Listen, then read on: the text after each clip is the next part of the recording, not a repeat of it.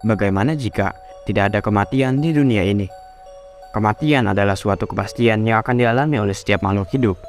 Namun, bayangkan jika kematian itu tidak ada, dan setiap makhluk hidup akan hidup selamanya. Lalu, apa yang akan terjadi? Apakah itu akan menjadi berkah atau kutukan? Dan inilah 4 hal yang memungkinkan akan terjadi jika tidak ada kematian.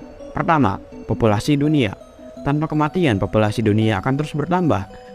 Jumlah manusia, hewan, dan tumbuhan akan terus bertambah tanpa ada proses alami seleksi alam yang akan membantu mempertahankan kualitas genetik yang sehat. Dan kemiskinan akan semakin merajalela.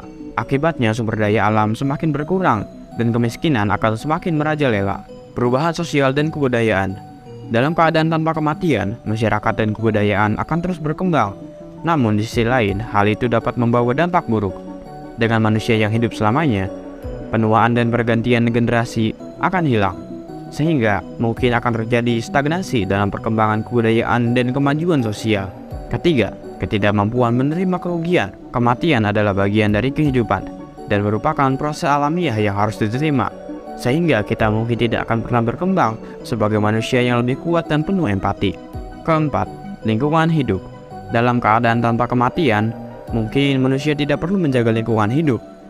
Kita mungkin akan lebih mengambil sumber daya alam secara tidak bertanggung jawab, karena kita tahu bahwa kita akan hidup selamanya. Tanpa kematian, kehidupan akan terus berkembang, namun juga akan memberikan dampak negatif pada manusia. Kita mungkin akan kehilangan nilai-nilai penting, seperti penerimaan kerugian dan kehilangan. Dan mungkin juga akan melupakan pentingnya menjaga lingkungan hidup.